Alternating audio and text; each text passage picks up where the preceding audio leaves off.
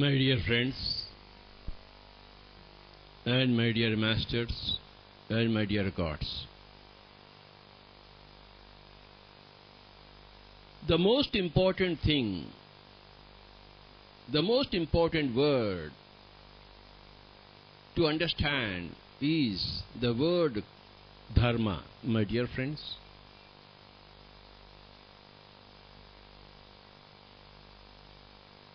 What is dharma? Dharma is otherwise called as righteousness. ధర్మము అంటే ఏమిటి? మరొక పదం ఏమిటంటే ధర్మానికి సరి అయినది అని అర్థం. రైటియస్నెస్. రైట్ అంటే సరి. ఏది సరి కాదో అది అధర్మము, ఏది సరి అవునో అది ధర్మము. సరి అయినదే ధర్మము. Righteousness, righteousness. Whatever is right, that is dharma. ఏది సరి అయినదో దానిని ధర్మము అందురు, దానిని ధర్మము అనెదరు. దానిని ధర్మము అంటారు కదా. ఏది సరి అయినదో, సరి కానిది అధర్మము, సరి అయినది ధర్మము. Whatever is right is dharma, whatever is not right is not dharma. Simply. సరి అయినది ధర్మము అనబడుతుంది, సరి కానిది అధర్మము అనబడుతుంది. Whatever is right is dharma, whatever is not right, away from righteousness, aside from righteousness, around righteousness is not dharma. Whatever is rightness is dharma. ఏది సరి అయినదో అది ధర్మము. ఇక్కడ శృతి లయ ఉన్నాయి. శృతి కొంచెం తప్పినా అది అధర్మము. శృతిలో ఉంటే ధర్మము, లయలో ఉంటే ధర్మము. లయ అపలయ అయితే అది అధర్మము. సరి కానిది అధర్మము, సరి అయినది ధర్మము. మై డియర్ ఫ్రెండ్స్, ప్రతి విషయంలోనూ సరి అయినది ఏమిటో తెలుసుకోవాలి, సరి కానిది ఏమిటో తెలుసుకోవాలి. అప్పుడు సరి అయినదిలో మనం జీవిస్తాం, సరి కానిదిలో జీవించము.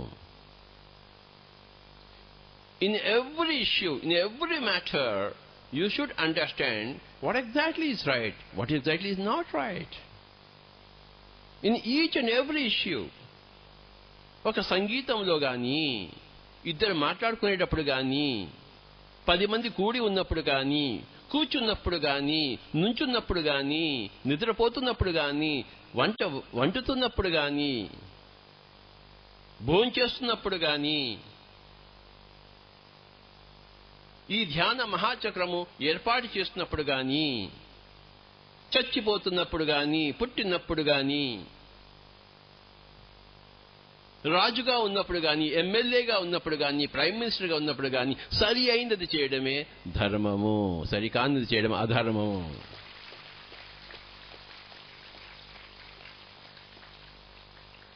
In each and every issue, you have to be right. You got to be right. If you don't stay in your righteousness, then you are straying from dharma. If you don't stay in righteousness, you are straying from dharma, my dear friends. సరి అయిన దాంట్లో ఇక్కడ photograph తీసుకుంటున్నారు, ఇక్కడ video తీసుకుంటున్నారు. వాళ్ళు సరిగ్గా చేయాలి, ఆ ఫోకస్ సరిగ్గా పెట్టాలి. ఫోకస్ సరిగ్గా లేకపోతే దృశ్యం రాదు. ప్రతిదీ సరి. నేను చెప్తుంటే నేను సరిగ్గా చెప్పాలి, మీరు వింటుంటే మీరు సరిగ్గా వినాలి, శ్రద్ధతో వినాలి. చప్పట్లు కొడితే గట్టిగా కొట్టాలి.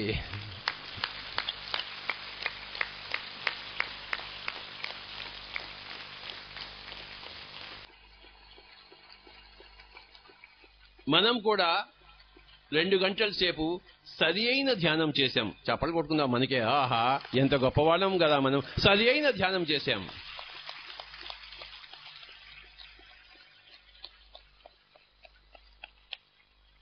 సైలెన్స్ గా ఉంటే, సరి అయిన సైలెన్స్, 1 నిమిషం face.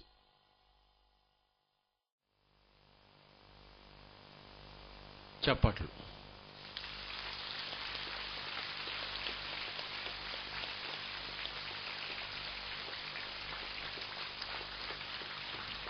Thank you very much my dear friends.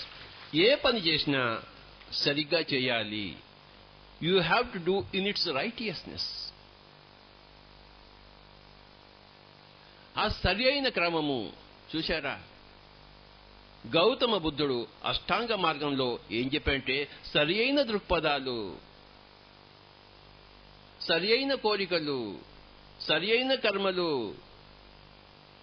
సరి అయిన జీవన భృతి, సరి అయిన వ్యవహార శైలి, సరి అయిన శ్రద్ధ, సరి అయిన ఏకాగ్రత, సరి అయిన ధ్యానము, 8 సరి అయినవి చెప్పాడు, 8 ధర్మాలు చెప్పాడు.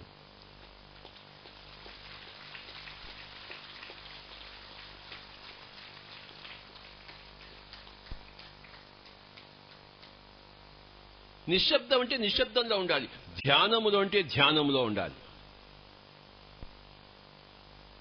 నిశ్శబ్దం అంటే నోటితో ఏ సౌండ్ చేయకూడదు, చేతులతో ఏ సౌండ్ చేయకూడదు, ఏ ధ్వని ఉండకూడదు, అసలు ఏ ధ్వని ఉండకూడదు, అది నిశ్శబ్దము. ధ్యానం అంటే మనసులో ఏ ఆలోచన ఉండకూడదు, అది ధ్యానము. ధ్యానం అంటే ధ్యానంలో ఉండాలి, మనసు నిశ్శబ్దము అంటే నిశ్శబ్దంలో ఉండాలి. సకల ధర్మాలలో అత్యుత్తమైన ధర్మము ధ్యాన ధర్మము అని నిన్న తెలుసుకున్నాము.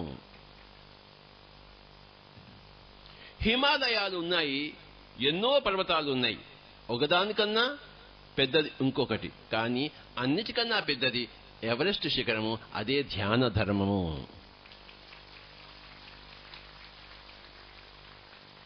ధ్యాన ధర్మం తర్వాత ఏ ధర్మం వస్తుంది? ఎవరెస్ట్ తర్వాత నెంబర్ 2 ఏమిటి?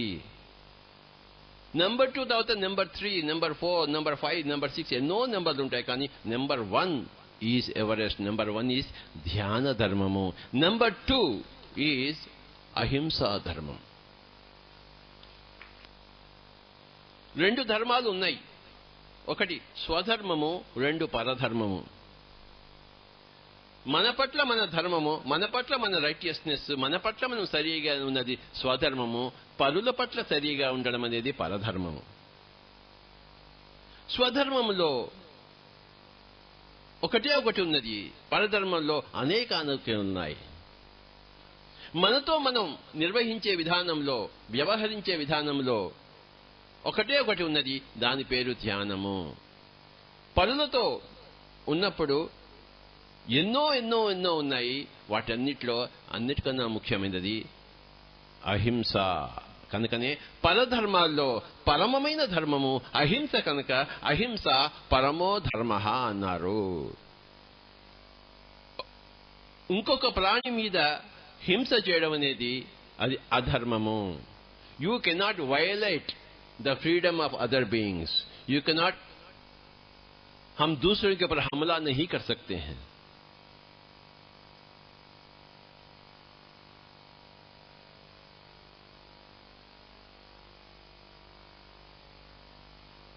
అహింస పరమో ధర్మ. ప్రతి ఒక్కళ్ళు తెలుసుకోవాలి. తెలుసుకున్నట్టే ఉంటుంది, కానీ తెలుసుకున్నట్టు ఉండదు. చేస్తున్నట్టే ఉంటుంది, కానీ చేస్తున్నట్టు ఉండదు. 2 ధర్మాలు ఉన్నాయి, ఒక పక్కన స్వధర్మము, రెండో పక్కన పరధర్మాలన్నీ. పరధర్మాలు అన్నిట్లో కూడాను అన్నిటికన్నా ముఖ్యమైనది అహింస. హింస చేయరాదు. గుర్తుంచుకోండి, హింస అనేది శారీరకము. అందరూ అంటారు మానసిక హింస హింసయేనా అంటే, మానసిక హింస హింసే కాదు, శారీరక హింసే హింస. మనస్సుతో లేకపోతే వాక్కుతో నువ్వు గాడిద పంది అని తిట్టు, అది హింస కాదు. ఎందుకంటే గౌతమ బుద్ధుడిని చాలా తిట్టారు, బండబూతులు తిట్టారు, ఆయన పక్కపక్క నవ్వాడు. ఆయనకేమైనా హింస అయిందా? నువ్వు వాళ్ళ మాటలు ఎందుకు పట్టించుకున్నావు? మాటలు పట్టించుకోకూడదు. నువ్వు వాళ్ళ మాటలు పట్టించుకున్నావు కనుక నీకు హింస ఏర్పడింది. కానీ ఒక చెయ్యి విరగొట్టడం కానీ, ఒక కాలు విరగొట్టడం కానీ, ఒక మనిషిని చంపడం కానీ, కళ్ళు పీకేయడం కానీ, శరీరం మీద దాడి హింస అనబడుతుంది. ఒక మానభంగం కానీ, దట్ ఈజ్ హింస.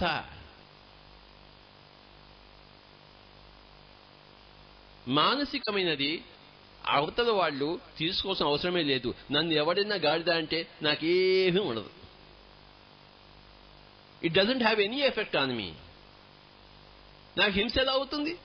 కానీ నా చెయ్యి ఎవరిని విరగొట్టాడనుకోండి, నాకు డెఫినెట్గా హింస అవుతుంది. నన్ను 1,00,000 తిట్టండి, నాకేమీ ఉండదు. నాకు హింసే లేదు మీరు తిడితే. కానీ నా వేలు విరగొడితే నాకు హింస, నొప్పి వస్తుంది. హింస అంటే జంతువులను చంపకూడదు, చిత్రహింస చేయకూడదు. చిత్రహింస, విచిత్రంగా హింస చేస్తారు ఖైదీలను పట్టుకుని యుద్ధం చేస్తూ. ఎంత హింస ఉన్నదో ఈ ప్రపంచంలో, ఎక్కడ చూసినా హింస, శారీరక హింస, శరీరాన్ని హింస పెడుతున్నారు. అత్తగారు కోడలను తిట్టినా పర్వాలేదు కానీ కోడళ్ళ మీద చెయ్యి చేసుకోకూడదు.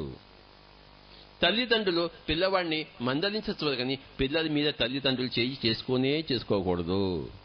చెయ్యి ఎందుకు చేసుకుంటారు? విధి లేని పరిస్థితుల్లో every rule has got exception. అలాంటి పరిస్థితుల్లో తప్ప.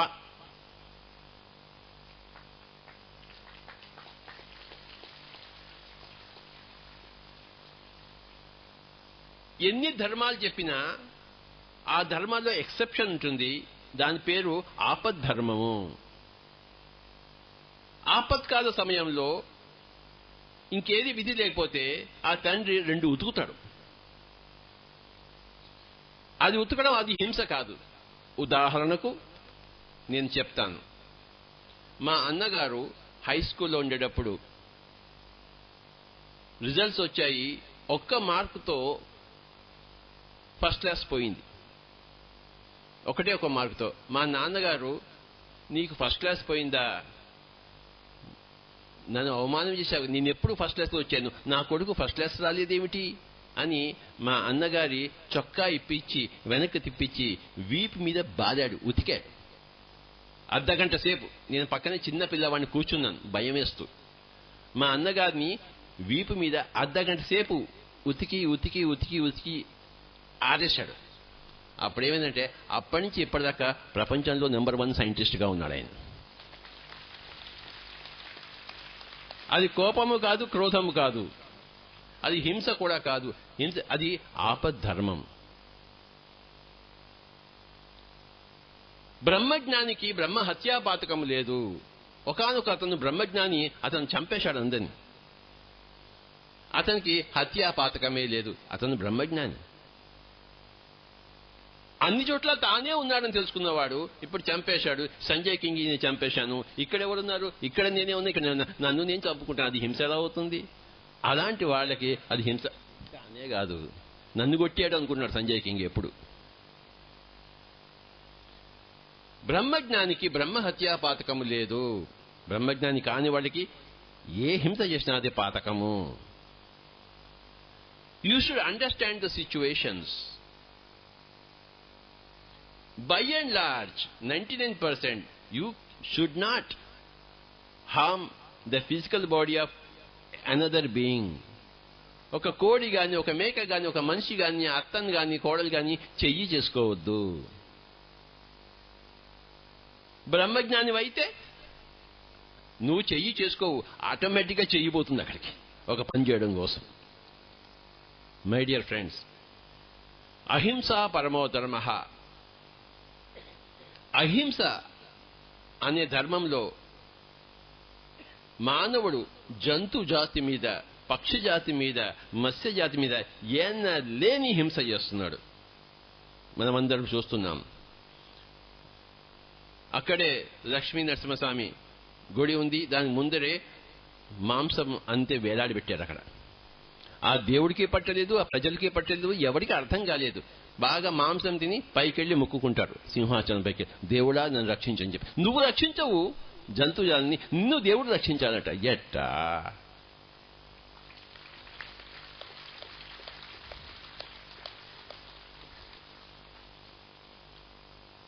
నువ్వు పక్క వాళ్ళకి ఏమి చేస్తావో అదే నీకు వస్తుంది. కర్మ సిద్ధాంతము.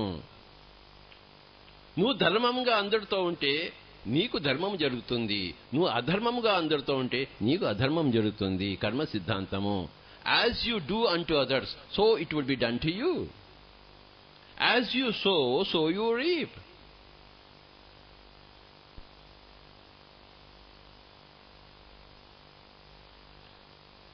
ఇష్టం మీది, ఏం చేస్తారో చేయండి. చంపుతారా, చంపండి, చంపబడతారు. రక్షిస్తారా, రక్షించండి, రక్షింపబడతారు. మీరు ఏది చేస్తారో అది మీకు తిరిగి వస్తుంది. ప్రతి విషయంలోనూ ఈ సృష్టిని నడుపుతున్నది కర్మ సిద్ధాంతము. కర్మ సిద్ధాంతాన్ని తెలుసుకున్నవాడు జ్ఞాని, వైజ్ మ్యాన్.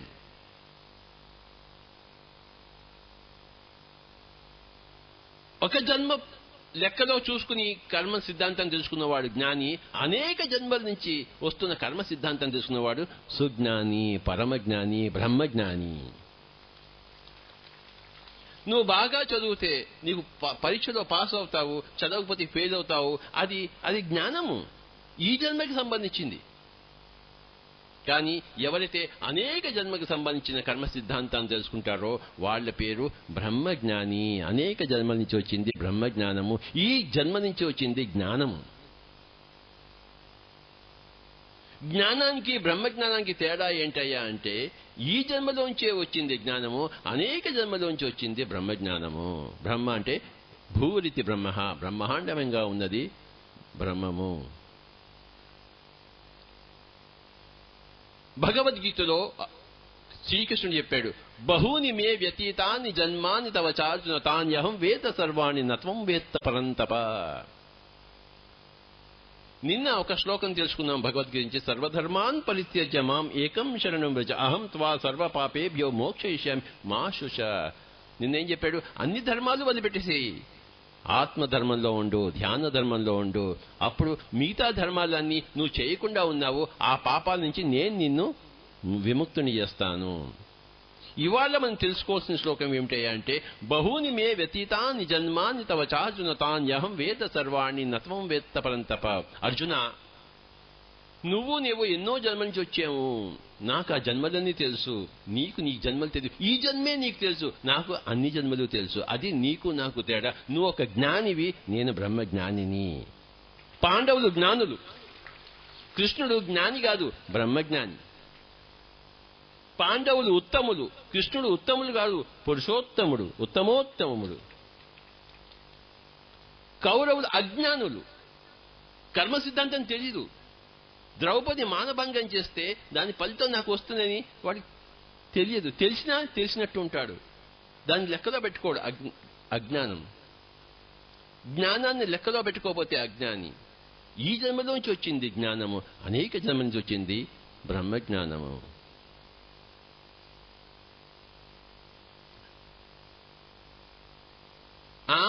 అవన్నీ ఉన్నాయా జన్మలు అని ఎవడైనా క్వశ్చన్ మార్క్ వేస్తే వాడు అజ్ఞాని. నీకు కంటికి కనపడేది లేదు అనుకోవడం అజ్ఞానము. పొద్దున పూట సూర్యుడు ఉన్నప్పుడు నక్షత్రాలు కనపడవు. నక్షత్రాలు లేవా? నీకు కనపడే నక్షత్రాలు కొన్ని, ఆ వెనకాతలో ఉన్న నక్షత్రాలు లేవా? మనకు తెలిసింది ఎంత, మనం చూడగలిగింది ఎంత, ఉన్నది బ్రహ్మాండం అంతా. నాకు ఈ జన్మే తెలుసు, కానీ అర్జునుడికి మరి ఒకటే జన్మ తెలుసు, కృష్ణుడికి అన్ని జన్మలు తెలుసు. అది తేడా, డిఫరెన్స్ బిట్వీన్ జ్ఞాని అండ్ బ్రహ్మజ్ఞాని. కౌరవులు అజ్ఞానుల కింద లెక్క, పాండవులు జ్ఞానుల కింద లెక్క, కృష్ణుడు బ్రహ్మజ్ఞాని కింద లెక్క. ఈ జన్మలోని కర్మ సిద్ధాంతాన్ని కూడా గ్రహించలేరు కౌరవులు, ఈ జన్మలోని కర్మ సిద్ధాంతాన్ని గ్రహించగలరు పాండవులు. మరి అనేక జన్మ నుంచి వచ్చిన కర్మ సిద్ధాంతాన్ని అందుకున్నవాడు బ్రహ్మజ్ఞాని. ఒక జన్మలోంచి అనేక జన్మలకి పోవడం అనేది ధ్యానము. అనేక జన్మల గురించి తెలుసుకోవాలంటే కావాల్సింది ధ్యానము. నువ్వు భగవద్గీత చదివితే నీ గత జన్మలు నీకు తెలియవు.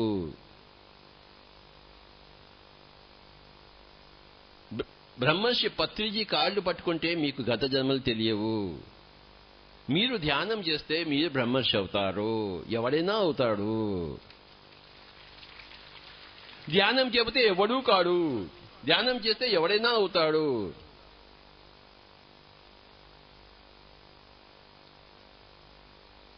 అజ్ఞానంలో ఉన్న కౌరవులు జ్ఞానంలో రావాలి పాండవులుగా, జ్ఞానంలో ఉన్న పాండవులు బ్రహ్మజ్ఞానంలో వెళ్ళాలి కృష్ణుడిలాగా. అది స్టెప్.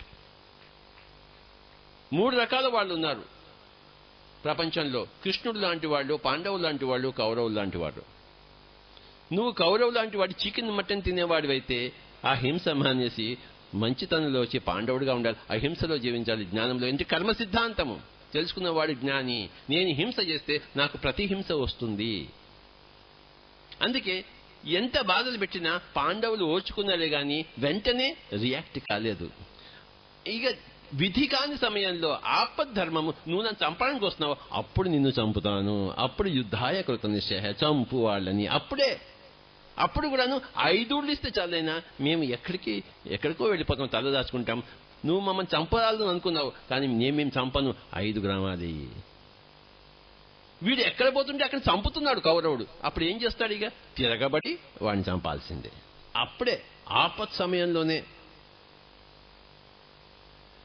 ద్రౌపది మానభంగము చేసినప్పుడు కాదు, అరణ్యవాసము చెప్పినప్పుడు కాదు, అజ్ఞాతవాసం భంగం చేసినప్పుడు కాదు, ఇంకా విధి లేని పరిస్థితుల్లో అది ఆపద్ధర్మము. ధర్మము తెలుసుకోవాలి, ఆపద్ధర్మం తెలుసుకోవాలి, రూలు తెలుసుకోవాలి, ఎక్సెప్షన్ తెలుసుకోవాలి.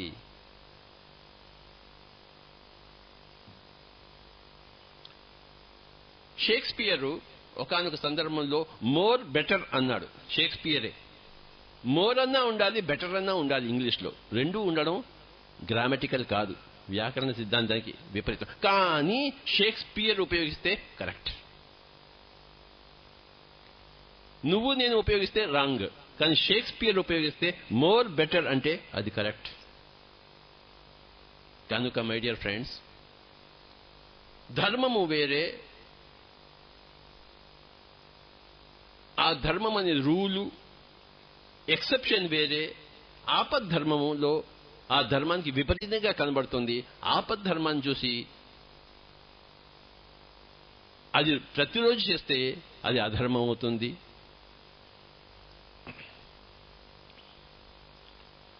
రెండు రకాల ధర్మాలు ఉన్నాయి, స్వధర్మము, పరధర్మము. నీ పట్ల నువ్వు వ్యవహరించే తీరు స్వధర్మము, పరుల పట్ల వ్యవహరించే తీరు పరధర్మము. స్వధర్మాల్లో ఉన్నది ఒకటే, దాని పేరు ధర్మము. పరధర్మాల్లో ఉన్నతోన్నతమైనది అహింస. అహింస పరమో ధర్మ. కనుక సకల ధర్మాలలో నెంబర్ 1 ధర్మము ధ్యానము, ధ్యాన ధర్మము. రెండవ ధర్మము అహింసా ధర్మము. తెలుసుకోండి. ధర్మయుతంగా జీవించండి.